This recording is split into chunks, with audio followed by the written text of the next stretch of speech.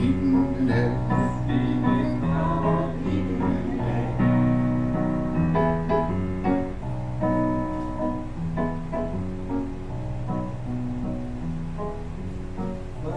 Be 400 beetles in the tray.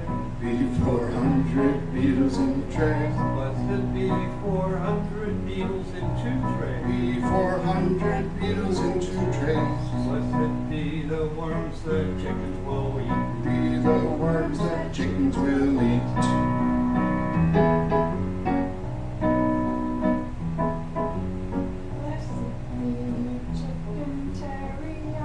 Be chicken teriyaki. Blessed be Michael's chicken teriyaki. Blessed be chicken teriyaki.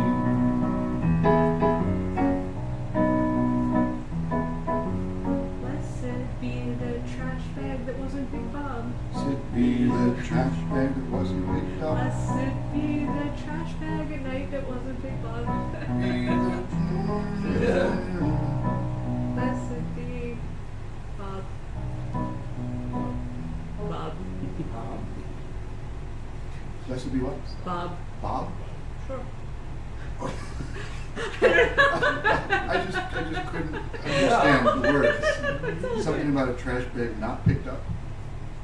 Oh, it was a trash bag that wasn't Big Bob. Oh, that wasn't Big Bob? Yeah. Oh, blessed be the trash bag that wasn't Big Bob. Blessed be the trash bag that wasn't Big Bob. Blessed be the trash bag that wasn't Big Bob. Now I get it.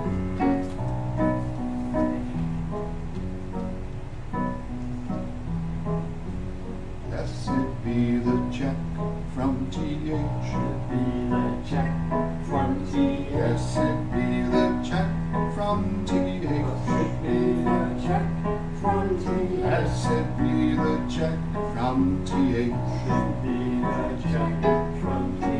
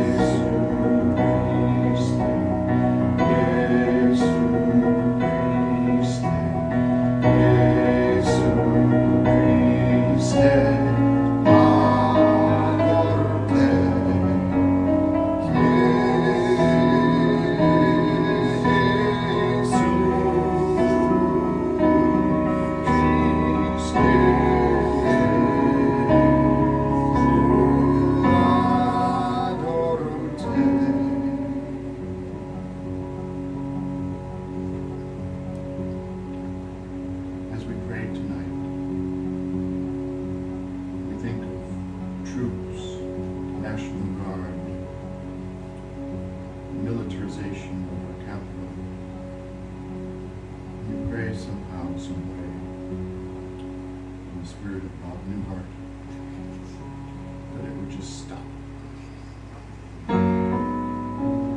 Jesu Christe, Jesu Christe, Jesu Christe, adoro te. Jesu Christe, Jesu Christe, Jesu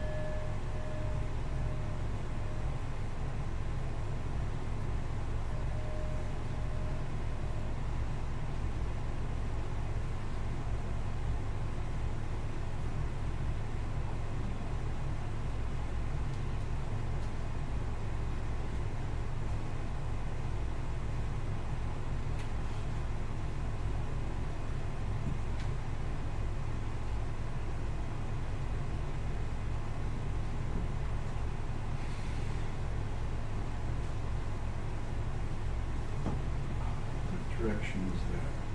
North, east, west, south? South. That's south? I feel air coming from the south. Is that something new? Is our air conditioning working? Pretty normal, I think. Is it? So, as well as visual impairment, I now have physical impairments. Well, no, you're regaining it. I'm I finally regaining. noticed it. Oh, good. It's been 4 years. Thank you. So last night, we had a group here, and I think we talked about wisdom. And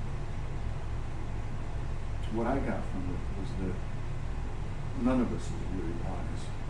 We think we are. And the beginning of wisdom is to acknowledge that we're not. Socrates would agree with that, Solomon would agree, Jesus would agree with that, just about anybody worth hearing would agree with that.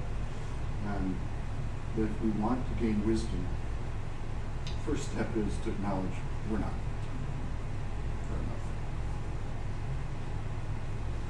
Somebody once said, I can't remember what it was, who it was, but maybe some of you know, the greatest enemy of knowledge is not ignorance, but it is the illusion of knowledge. Who said that? I don't know, but I saw that recently. You saw that recently? Yeah. It's a good quote. I'll have to look up who said it. So the greatest enemy of real knowledge, wisdom, is not ignorance. Because Jesus acknowledged that we're all ignorant. Forgive them, Father, if they don't know what they're doing. That could be said for everything, everywhere, really. Just look around the world. We don't know what we're doing. But the real enemy of wisdom is the belief that we are wise, that we know it, we got it, we're it. That's the real enemy. So I thought tonight we would just build on that, and maybe it's a question that we want to respond to tonight, or just not. But the question coming out of that for me is, what am I learning? What am I hoping to learn? What am I beginning to see about my own life that I didn't see before? You know, I mean, that's not a question that's often asked, but I think it's important. So the question becomes, what am I learning about my own life that matters? What am I seeing, beginning to see, that I hadn't seen before? Notice I didn't ask, what have I learned? Because that closes the book, right? I mean, that means we got it. Then we're in trouble. So, if that makes any sense, maybe it's a question we just want to ponder for the rest of our life. If anybody wishes to respond to it tonight, the floor is yours. Reminds me of a mindfulness approach that to always stop and in the stillness ask Holy Spirit, Source, what? Rather than diving into what I already think or know or what comes back from my memory. And it may bring up a memory in response to apply, but it's that stopping first, like, I don't know at all until I get some input from within. Right. Yeah. So it's a kind of blessed pause. Yeah. It's a tricky one to remember. Yeah.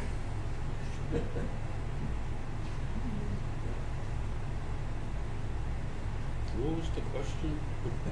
Question is, Michael, you're too young to have that kind of memory loss. It's kind of jumbled together a little bit. Is it, where do we find wisdom? Is it, No, the what are we question, doing the with question our more lives? is, what am I learning about myself that I'm willing to share with others in a moment here? What am I beginning to see about myself that I haven't seen so clearly before?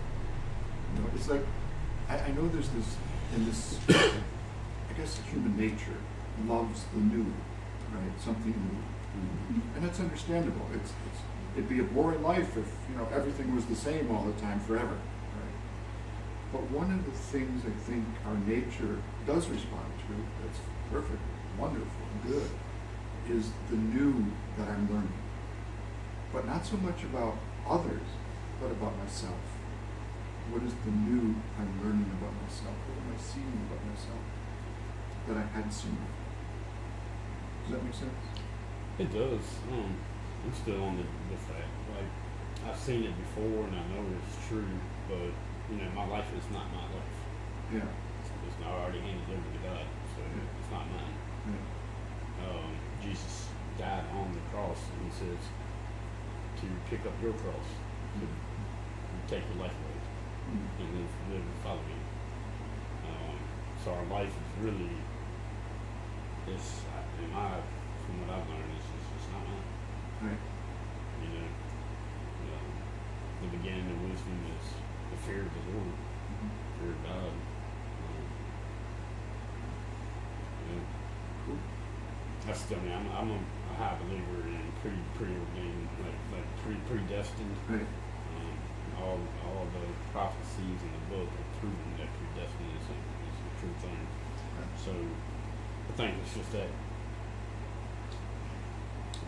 draw line where you choose to either follow God or do your own. And when you choose to follow Him, that's not yours anymore. You don't really have a real say in the matter. Cool. Thank you. I've been thinking recently, in the first half of your life, that certainty is important because you have to go out and do big things, and so I'm grateful for that I was sure I knew exactly what to do all the time, because otherwise I never would have gotten out of bed. I wouldn't have ever taken the risks I took. And yet it's this sort of universal that in the second half of your life, you let go of that and you want to. But I'm curious for myself and in general why that's a thing. I understand the certainty. I don't understand why it's a blessing in your second half of your life to not have. So you're seeing the big difference between the first half of your life and the second half of your life. Yeah. But I don't understand why we all have this experience. Right. Why do we let go of certainty? What's the, not value, but why does it become advantageous in your second half of your life to not be certain? Yeah, it's a great question. You let But me the know. full report in the morning. Yeah. I'm uncertain now, so I got nothing. It's terrible. None of us have the answer for you. It could be the first half of our life didn't work. This is not working. Cool. Thank you. Any other thoughts? Yeah, the word impermanence is coming up not just for physical things that we know go away, but somewhere along the line in my life, I started thinking or noticing that it didn't matter what science, religion, or anybody else said was it. This is the truth. This is the thing. Because it would change. And everything, even the physical laws of the universe. And somebody discovers a new and better one, and the old one goes away. So I guess since I started thinking that way, I'm much more comfortable with having a wide open I don't have to latch on to something and go pretty easy if it's in the process of change. And if it's not, I can make it be fluid. And what do I, so that's what I am learning about myself is how I respond to things like that. What does me being fluid mean? Lots of questions.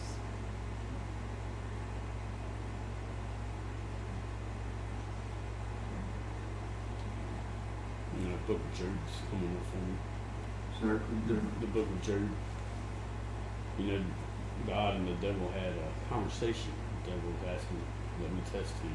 If he's so loyal to you, let me test him. And I was, wow, Job's just doing his thing, but behind closed doors, they're the ones, God's making that decision. Mhm. You know, so I mean, the only thing we can do is